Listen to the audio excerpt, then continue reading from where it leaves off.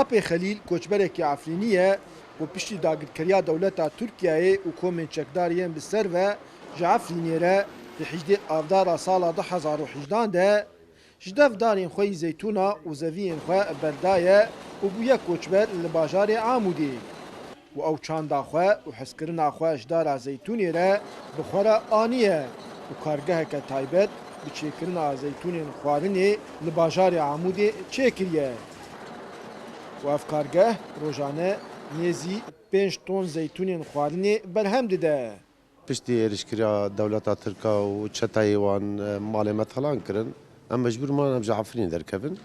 Em hatin me nixta xal li Amûdê dîna, me got em li Amûdê dest pê bikin, me zat çanda xwe xwe re anî bi derê.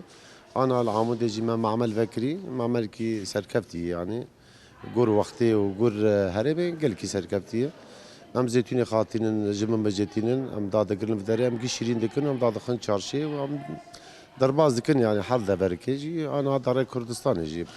Mamel me niha li Amûdê vekirî întaca me baş e. Rojê 5 ton, çarhaya 5 tona întaca me ê caiz. Ji bo millet bixwin, hazir dibe.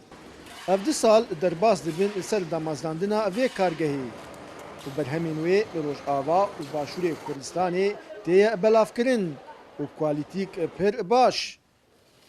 المعمل تقريبا اتصل ونيوي جاهزي يعني طبعا كارك قلكي منظمتي بو حطاك جاهزي ممكن اولا ما انتاجي ما بلشي ما انتاجي ايه معلبات عشان تذكر زيتوني طردابه تقريبا سي شهر صنف ما درت خستن اسكو دورا مقلبين مشغول ماستر كر مفرة تركر ممكن اما انا في زيتوني اما ام ودوزعين يعني ام درت كفن قام شلو مثلا حطا دربيسيه تلتمر حسكه ديريكي اي منطقه مدرين يوم لقيش يدوزعين زيتوني انتاجه جمع شيء هين سر مستوى يعني رجعات شي نبوي قال لك اصناف بتين انتاج كرن بيتري بيستو حفظ حيش نوع زيتونه من انتاج تكن يعني Li vê kargehê zêdî 35 karker lê dixebitin û pirîna wan jin in û bûye jêdereke sereke ji bo dabara jiyana wan.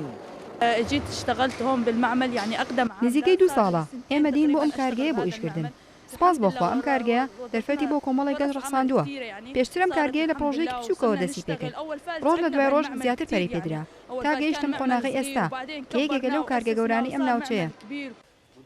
Piştî êriş û dagirkeriya dewleta Tirkiyeyê û komên çekdariyên bi ser ve ji Efrînê re rêjeyeke mezin ji welatiyên wê bûne koçber li herêmên Cezîrê û Kubanê û çand û kultûra Efrînî bi xwe re anîne. Dara Berekat, Kurdsat News, Amûdê.